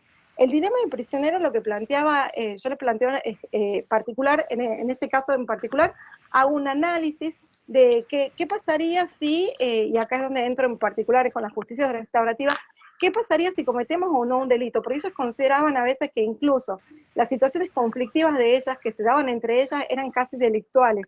Entonces decía, ¿qué pasa si una de ustedes comete un delito o sea un grupo? Entonces, lo que hacemos con este operador concreto, cuando vamos al territorio en particular y hacemos este ejercicio lúdico, es decir, bueno, mostramos en el dilema del prisionero qué pasaría, y hacemos que se dividan los tres grupos, que elijan un nombre que las represente, y qué pasaría si decimos la verdad, si negociamos o no negociamos con el juez. No sé si todas conocen en qué consiste el dilema del prisionero, sí. Era, si confieso o no confieso, ¿qué pasaba? Lo interesante acá es que dos de los grupos lo han tomado, o sea, como realmente un juego, y deciden negociar con el juez, deciden entregar a la otra parte, y dicen, bueno, sí, nosotros negociamos, hacemos esto, hacemos lo otro. Ahora, lo hacemos en juego, no sabemos si esto lo vamos a hacer en la vida real. Pero otro de los grupos, en donde la mayoría, eran 3 o 4, 5, no eran la mayoría, pero sí, como que el resto, hubo una suerte de réplica del otro grupo, una especie de, una cuestión más homogénea, en donde ellos decían, no, nosotros no negociamos y vamos a decir la verdad. Y ahí había un condimento particular, y era que este grupo de mujeres eran migrantes, y por otro lado, muchas de ellas tenían prácticas, no eran cristianas, evangélicas y demás, y a ellos les parecía que no, o sea, que la ley era esto y hay que decir la verdad, y que no había que negociar con el juez para la reducción de la pena o no. Y ahí también surgió algo muy interesante, es que vimos que ellas pudieron observar que si esto se llevaba a judicialización, esto que parecía grande en el taller o grave en el taller, podría ser mucho más complejo en un proceso judicial. Y ahí se traslucieron otras cuestiones en donde si era importante o no resolver en la justicia algunas cuestiones que por ahí la podemos resolver entre nosotras, o sea, entre charlar y demás. Y luego de este taller fue se descomprimió el conflicto de los distintos liderazgos, aceptaron, o sea, que había esta suerte de cambio, empezaron a legitimarse entre ellas mismas, y lo que fue muy interesante es que como el operador era migrante, es migrante y colombiano, a ellos les llamaba la atención eso, o sea, de a dónde salió, cómo es contratado por la institución, y bueno, yo esas cuestiones no podía traslucirlas. Tampoco otra de las cuestiones que hice con este año y medio de proceso de trabajo era... Elizabeth, sí. ¿Querés ir redondeando? Me parece que planteaste ya un poco la idea del trabajo. Del trabajo fundamental, bueno, para ir redondeando, lo interesante es que al final ellas tomaron parte de esta técnica de la cuestión de la pedagogía descolonial, un poco entonces sacarnos esto de las cuestiones como más impuestas, de lo que se entiende por mujer o no mujer, y por otro lado, lo interesante es que se descomprimió a partir del ejercicio concreto del dilema del prisionero, se descomprimió el conflicto que existía entre las tres cooperativas o grupos que se estaban conformando. Entonces, eso es como lo más interesante, y de hecho, eso permitió luego, con situaciones concretas de femicidio que hubo en el lugar, hacer talleres y que ellas tomaran la decisión y fueran ellas más activas y no tan pasivas en el proceso educativo. Elizabeth, te súper felicito por tu trabajo. Somos compañeras de la Red de Mediadoras con Perspectiva de Género y me parece que tu trabajo es muy interesante porque da cuenta, digamos, de un análisis complejo en el sentido de las multivariables, ¿no? Un poco lo que vos contás de este grupo de mujeres con el que trabajaste es lo que toda la teoría llama interseccionalidad, ¿no es cierto? Mujeres, migrantes, o sea, la sumatoria de elementos que en sí mismo cada uno de ellos hacen a la vulnerabilidad social de los sujetos, ¿no? Mujeres, migrantes, de sector social desfavorecido, ¿no es cierto? Y lo que contás de alguna manera a propósito de digamos, por un lado del sentido de capacitación que debe haber tenido tu participación, pero me parece que lo valioso que vos estás contando es que vos pudiste hacerle experimentar a propósito de este conflicto de liderazgos que había entre estas tres cooperativas, ¿no? Y mediante ese ejercicio del dilema del prisionero, que pudieran entre sí resolver el conflicto en el marco de esa capacitación, ¿verdad? Y eso como una experiencia digamos, es mucho más que una jornada de capacitación, que en sí mismo sería bárbaro también, ¿no? Sino que es una experiencia de en la capacitación resolver un problema personal, un problema grupal, que de alguna manera eso deja una marca, una huella en la constitución de esos grupos. Así que me parece súper bien fundamentado, pero además me parece que es una experiencia riquísima de transmisión en acción, ¿verdad? Como, así como aparece esa figura de investigación-acción, esto es como una suerte de transmisión-acción, así que me parece que tiene un valor extraordinario. Así que, bueno, mis felicitaciones. Bueno, muchas gracias a haberme permitido compartir este trabajo con ustedes, así que estoy a su disposición para lo que necesiten. Abrazos a todas. Gracias. Bueno, muchísimas gracias. Terminamos con el espacio de las ponencias. Le queremos agradecer especialmente a Florencia Brandoni, que inmediatamente cuando la propusimos como parte del comité de expertos para evaluar las ponencias, nos dijo que sí. Reconocer en ella una mujer coherente, con un grado de profesionalismo, de compromiso y de calidad humana, con una trayectoria en la mediación, pero además en esto de militarlo, de ampliarlo, y en su generosidad nos hemos conocido desde hace mucho tiempo y en distintos ámbitos, y bueno, siempre Florencia sumando, aportando y generosamente brindándose. Así que, de verdad, queríamos aprovechar esta oportunidad para hacerte la invitación formal para el 4º Congreso Latinoamericano de Justicia y Prácticas Restaurativas. Gracias, Florencia, por todo. Muchísimas gracias. Y gracias a todos los expositores. Tenemos el cierre de reflexión con el doctor Fernando Díaz Colorado, que no sé si estará en la sala con los problemas de conexión que tuvimos hoy. No, señora. Ah, no. Y todo. Bueno, muchísimas gracias, Fernando, por siempre también participar generosamente cuando te invitamos, que también estás invitado al próximo congreso. Te hemos disfrutado en el congreso anterior, te disfrutamos en el libro que presentamos en el tercer congreso. Y bueno, en este cierre de los 4 jueves, queremos tu palabra. Fernando, al igual que Florencia, son profesionales de una larguísima trayectoria y con currículos muy extensos, pero creo que lo más importante es decir que, además de ser excelentes profesionales, docentes, son excelentes seres humanos, y desde ese lugar me parece que es la convocatoria del mejor reconocimiento. Así que, Fernando, te damos la palabra. Muchas gracias a ti, Eleonora, y a Florencia y a María, que me invitó, a Germán, que es un amigo de hace muchísimos años. Y quiero hacer una reflexión final, pero en aras de que no me genere ansiedad ni termine yo aquí afectado. ¿Cuánto tiempo tengo? ¿Te parece bien unos 15, 20 minutos? ¿Te parece adecuado, Fernando? Ok, y si me voy excediendo, porque regularmente me pasa, por favor me señalan para que yo pueda terminar. Bueno, muchas gracias. He disfrutado estas sesiones de los jueves sobre las experiencias de aplicación de principios de justicia restaurativa. La mayoría de los, dijéramos, de los escenarios del campo del litigio o de los problemas legales o sociales, y fundamentalmente las experiencias del pueblo argentino.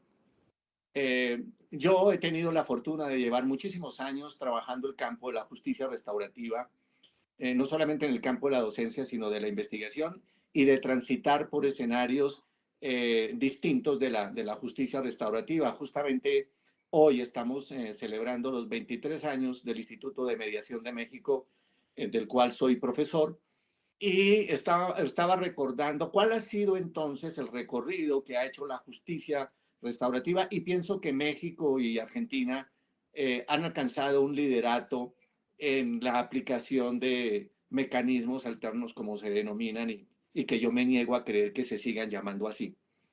Y por eso creo que las experiencias de Argentina nos ayudan mucho a América Latina. Y este esfuerzo que ustedes están haciendo es un esfuerzo que vale la pena, es un esfuerzo muy valioso y ayuda a crear esa conciencia de crear una cultura de la justicia restaurativa. Yo voy a aprovechar estos minutos que ustedes me han regalado para hacer un alto en el camino, dijéramos, para hacer una reflexión para observar y de alguna manera mirar cuáles han sido los alcances de la justicia restaurativa fundamentalmente en América Latina. Es decir, ¿qué es lo que nos está ocurriendo? ¿Por qué? Porque a veces en el afán, la euforia y el creer que a veces lo restaurativo es el paraíso, se nos olvidan cosas que quedan ahí. Y algunas de las personas que me antecedieron en la palabra lo señalaron de manera clara, y yo aquí escuchando decía, es por ahí el asunto. ¿A qué me quiero referir con hacer un alto en el camino y mirar qué es lo que está ocurriendo en el campo de la justicia restaurativa y de la mediación y de la conciliación, o como se quiera llamar? Primero, a partir de los años 80 del siglo pasado, con la promulgación de la Resolución de Naciones Unidas sobre la atención a víctimas de los conflictos, dijéramos que ahí apareció de alguna manera una postura de orden victimológico que aterrizó en las recomendaciones, no solamente del Consejo de Estado, del Consejo de Europa, sino de las mismas Naciones Unidas, sobre qué se entendía por mecanismos restaurativos, qué era programa restaurativo y qué era un resultado restaurativo. Dijéramos que desde esos momentos, América Latina, un poco tardío porque comenzó más esto en Europa, América Latina comenzó a vincular de alguna manera mecanismos al lado del sistema retributivo tradicional. ¿Y qué es lo que ha pasado? Yo lo que he notado, y en estas conferencias se quedó absolutamente claro, es que ha habido dos tipos de cosas que deberíamos analizar en cada uno de esos escenarios de una manera dijéramos, menos emocional y un poco más real. Lo primero es que no cabe duda que la crisis del derecho penal, la crisis del modelo retributivo, ha hecho que los países de América Latina se hayan incluido mecanismos de justicia restaurativa dentro de la estructura del sistema penal. Y fundamentalmente ¿en el qué? En el campo de la delincuencia o de los conflictos de la delincuencia juvenil.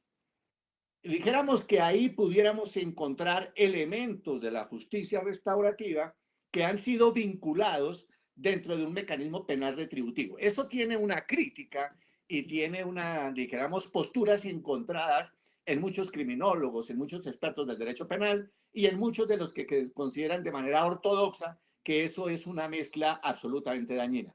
Y ese sería un análisis interesante. Y el otro elemento que me parece importante dentro del campo del derecho penal es la adjudicación de la pena y los mecanismos de reparación vinculados con la rehabilitación o los mecanismos de encuentro víctima-victimario, dijéramos los mecanismos que trabaja Lira Monroe en los Estados Unidos, o todos aquellos que se han generado a través de producir en la persona que está detenida unos mecanismos de rehabilitación contemplando a la víctima, generando encuentros y procurando de alguna manera una sanación, ya no de orden legal, sino una sanación emocional. Dijéramos que ahí ha ingresado la justicia restaurativa.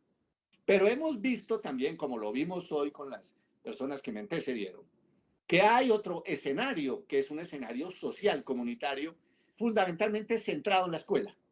Es decir, que existe una necesidad de aplicar la filosofía restaurativa en escenarios de formación de niños, niñas y adolescentes.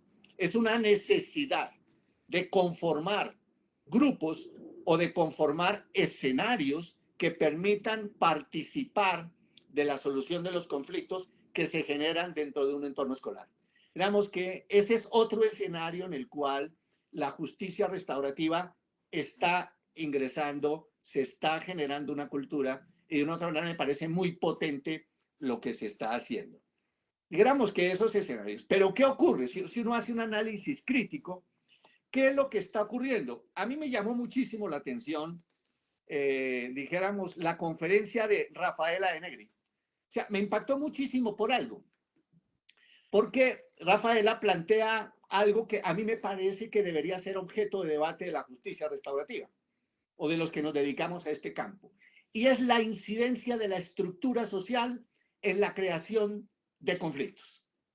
Es decir, existe un sistema social, existe una forma económica y existe un sistema político que está caracterizando a América Latina. ¿Y cuáles son las características de América Latina en ese modelo neoliberal, ¿cierto? Centrado en la economía de mercado, regido por las leyes del mercado y de alguna manera manipulado por lo que ahora llamamos la inteligencia artificial, el algoritmo, la big data y la login machine. ¿Qué es lo que estamos viendo ahorita? A mí me genera muchas sospechas que los mecanismos restaurativos sean útiles a un sistema neoliberal. Esa es mi gran pregunta. ¿Estamos hablando de un mecanismo que le es útil a un sistema económico o estamos hablando de un sistema que le es útil a los seres humanos independientemente del modelo económico? ¿Por qué? Porque las estadísticas recientemente publicadas ayer o antier de Naciones Unidas sobre el crimen y la confianza y la desigualdad señalan que América Latina es uno de los lugares más desiguales del mundo, con unos índices de pobreza cada día más grande y con una crisis de escuela absolutamente preocupante y con una concentración de la riqueza grosera, absolutamente detestable. Y si uno mira el escenario, como lo decía Rafaela, en un escenario neoliberal es posible hablar de mecanismos restaurativos cuando la condición de existencia social es la que los produce, es la que los genera. Cuando uno mira cuáles son los problemas que dan en las escuelas, y habría que mirar a qué escuela nos referimos. Si estamos hablando de escuelas en donde los padres pagan $1,000 o $2,000 mensuales, o estamos hablando de educación gratuita, o estamos hablando de educación pauperizada, habría que mirar si los problemas que estos jóvenes presentan en escenarios de orden escolar son incapacidades de estos jóvenes, falta de habilidades de estos jóvenes, problemas de lo que decía mi querida amiga experta en ética, Adela Cortina, si sería un problema de altruismo genético o qué es lo que está sucediendo o que obedece a factores estructurales producto de la injusticia, la pobreza, la miseria y la desigualdad. Ese sería para mí un punto de reflexión supremamente importante. Y el otro punto que me parece supremamente importante es que tenemos un imaginario social que todavía se mantiene y que es el mayor obstáculo para la aplicación de la justicia restaurativa. Y me refiero al imaginario de que la justicia solo es posible a través de la venganza y a través del castigo. Es decir, eso todavía lo tenemos metido aquí en el software del cerebro. Es difícil de que lo saquemos y generar un cambio de mentalidad hacia formas de realización de justicias distintas están atravesadas por ese impedimento de construcción social, de ese imaginario de que la justicia es producirle daño al que me produjo el daño. Y aquí hay un elemento que me parece clave, y es que hay muchos componentes absolutamente controversiales en el campo de la justicia restaurativa que ameritarían, de alguna manera, un debate un poco más amplio. Yo me voy a limitar solo a mencionarlos, dado que el poco tiempo que tengo no me permite avanzar. Y es, por ejemplo, la justicia restaurativa tendría que definir, por ejemplo, o tiene una dificultad en estos momentos para definir qué es lo que entendemos por éxito restaurativo. ¿Cuál es el resultado exitoso de lo restaurativo? O sea, ¿qué implica poder definir que el encuentro fue exitoso o fue restaurativo? Eso implica una serie de consideraciones supremamente importantes, dado que las expectativas de las víctimas, las expectativas de los victimarios se pueden contraponer. El otro elemento es cómo generamos de alguna manera unos mecanismos, que era creo lo que decía Nerea, que nos permitan crear una postura objetiva frente a lo que llamamos compensación o retribución. Ahí yo creo que hay un gran problema de debate en la justicia restaurativa. ¿Qué entendemos por compensar? ¿Qué entendemos por retributivo? Y cómo pudiéramos establecer unos mecanismos que nos pusieran de alguna manera en un escenario de aparente objetividad que permitiera que tanto el victimario como la víctima pudieran lograr ese encuentro reparador. Ese es otro elemento. El otro elemento que me parece supremamente importante, dada esta mezcla entre sistema retributivo y sistema o mecanismo restaurativo, es lo que denominamos en términos de la teoría de lo restaurativo, el involucramiento de la víctima en el sistema judicial. Es decir, ¿cómo hacemos para que el involucramiento de la víctima contemple no ya una perspectiva netamente legal y procesal, sino que contemple las necesidades, emociones y, de alguna manera, expectativas que la víctima reclama? Es decir, ¿cómo generamos una forma del hacer que nos permita, de alguna manera, resolver el problema del involucramiento de la víctima dentro del sistema penal? Y el otro que me parece que debíamos analizar, y creo que lo plantearon en muchas de las conferencias que yo escuché, es lo que se llama la utilidad práctica y la discrecionalidad de lo restaurativo y de los encuentros víctima-victimario en determinados tipos de delitos que generan lo que se llama un desbalance de poder. La pregunta que yo haría es, ¿cómo generamos unas formas de encuentro que contemplen ese desbalance del poder? Yo me acuerdo que hace unos 10 años hubo una manifestación en España, creo que un poco más, que decía, las manifestantes eran mujeres que estaban en contra de lo que se llamaba la mediación penal y la justicia restaurativa. Y ellas decían, no a la mediación penal, sí a la justicia restaurativa. ¿Y eso qué era lo que decían? ¿O qué era lo que decían estas mujeres? Ya lo que estaban diciendo es, tengo derecho a no enfrentarme a mi victimario, pero tengo derecho a que me repare. Y aquí viene el problema del desbalance entre la víctima y el victimario, que me parece supremamente importante cuando se habla de delitos como violencia intrafamiliar, abuso sexual, maltrato conyugal, violencia en el hogar. Ese tipo de cosas creo que deberíamos analizarlos de una manera un poco más detenidas. Pero mira lo que yo he mirado a través de todo este ejercicio de investigación sobre justicia restaurativa. Y es que mientras no generemos una cultura, es decir, que ampliemos el radio de acción y que nos salgamos del escenario jurídico para ampliar a un escenario cultural que produzca un cambio de mentalidad en términos de la posibilidad de alcanzar algunas formas de interacción social menos violentos, tendríamos que hacer lo siguiente, y esta es mi propuesta, la propuesta que yo les traigo a ustedes. Y es que en esta reflexión sobre el movimiento restaurativo se me ha ocurrido que deberíamos de luchar por crear un nuevo derecho humano. ¿Y cuál es el nuevo derecho humano? Que todos los seres humanos tenemos derecho a resolver los conflictos de una manera no violenta. Que todos los seres humanos tenemos derecho a resolver nuestros conflictos sin querer vengarnos del otro. Que todos los seres humanos tenemos derecho a respetar a ese otro por más daño que nos haya hecho. Que tenemos el derecho humano de poder dialogar y de poder enfrentar con ese otro la solución a un problema. Y ese derecho humano apunta muchísimo más al derecho de justicia que el derecho humano no ha podido resolver porque se quedó en un discurso que vuela y que no tiene realidad. A mí me parece que si defendemos de ahora en adelante un nuevo derecho humano que propenda porque los seres humanos tenemos derecho a resolver de una manera pacífica los conflictos, vamos a profundizar eso en todos los escenarios de la vida social, en el escenario de la vida política, porque yo pienso que nada de lo humano está por fuera de lo político. Y el otro elemento, finalmente, que quiero señalar, es que hay que generar una ética fundamentada en muchos de los valores que ya ustedes dijeron. Y es una ética centrada en el reconocimiento del otro.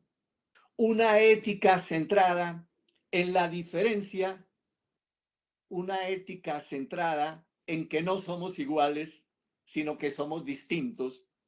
Una ética dirigida a comprender la diferencia con ese otro, ¿cierto? Si nosotros generamos una ética y unos valores que comienzan en la familia, se trasladan a la escuela y luego al escenario familiar y social y laboral, vamos a crear un mundo distinto. El ser humano y la psicología evolutiva nos dice que tenemos una tendencia a defender lo nuestro, lo más cercano, nuestra familia, los que están al lado. Pero cuando de cooperar con otros que no están cerca, nuestra capacidad de cooperación disminuye. Tenemos que crear una nueva forma desde la familia y desde la escuela, ya no desde el escenario judicial, que es el último ratio. Tenemos que crear una sensibilidad moral que cree una nueva concepción de justicia, una justicia centrada en la gratuidad, una justicia centrada en la compasión, una justicia centrada en que no importa solamente que a mí me vaya bien, sino una justicia centrada en que si al otro me va bien, a mí me va a ir mucho mejor. Muchas gracias. Muchísimas gracias. Creo que si estuviéramos en un auditorio sería un aplauso cerrado, porque la verdad que en esta tarde Fernando y Florencia nos llevaron a reflexionar, a poder compartir un espacio en donde, además de la práctica, pudimos pensar qué otras cosas podemos hacer en este camino de lo restaurativo. Y qué bueno esto que decís vos, Fernando, de tomarnos un momento para ver desde hacia qué camino va lo restaurativo para que en definitiva no sea fagocitado por un sistema para el cual después termina siendo funcional. Y en esto Florencia la he escuchado también en muchas oportunidades y reflexionar en relación al desarrollo de la mediación en Argentina, que es una de las pioneras en la temática, una mujer muy joven que siempre comprometida con la mediación. Y creo que estamos en esto, ¿no? Cómo los métodos autocompositivos, el diálogo y todos los valores que que impregnan a lo que tiene que ver con que podamos encontrarnos los seres humanos para ver de qué manera colaborativamente y cooperativamente podemos resolver nuestros conflictos, no sean funcionales para que un sistema no cambie, sino que sean funcionales para que tengamos una vida mejor, para que el buen vivir y el buen convivir y todos los derechos humanos que mencionaste vos que tienen que ver con lo restaurativo, con el diálogo, con la mediación, sean efectivos y estén vigentes y los podamos gozar efectivamente. Así que muchísimas gracias, gracias a ustedes. Les doy una palabra a Florencia y a Fernando, que sean ustedes los que cierren este ciclo, porque realmente lo ameritan dos expositores de tanto nivel. Así que Florencia y Fernando, les doy la palabra. Gracias. No tengo más que decir, no tengo más que palabras de aliento para que sigan adelante, impulsando espacios de reflexión, espacios de conversación, y que sumen a gente y que generen el espacio para que se den a conocer experiencias tan valiosas como las que han presentado las ponentes. Así que muchas gracias. Gracias. Fernando. Ok, Leonora, se me ocurre decir lo siguiente. Durante muchísimos años nos han dicho que los seres humanos somos unos seres necesitados de... Y ese creo que ha sido uno de los grandes problemas de la ciencia occidental, el pensar que los seres humanos somos seres necesitados de. Creo que todo el mundo conoce a un sujeto llamado Abraham Maslow. Ese señor le hizo terrible daño a la psicología y a la forma del pensar de Occidente. Nosotros no somos seres necesitados de. Pienso como Martha Nussbaum, somos seres capaces de. Y entonces somos seres capaces de dialogar, de ser compasivos, de generar gratitud, de entender al otro, de ser empáticos, superando a ese otro que es capaz de vengarse, de aplicar ojo por ojo, de producir daño y de matarnos. Tenemos una expectativa y un mundo que podemos hacerlo menos complicado, mucho más amable. Y eso que ustedes están haciendo es la gotica de agua que el colibrí lleva al incendio que está al otro lado. Muchas gracias. Muchísimas gracias. Los agradecimientos los vemos en el chat y las felicitaciones. Gracias. Ojalá nos encontremos antes del próximo congreso, pero si no nos veremos en el 4º Congreso Latinoamericano de Justicia y Prácticas Restaurativas. Muchísimas gracias a todas, a todos, a las ponentes y a los expositores, a quienes nos acompañaron, a Florencia y a Fernando. Muchas gracias. Gracias. Saludos a todos.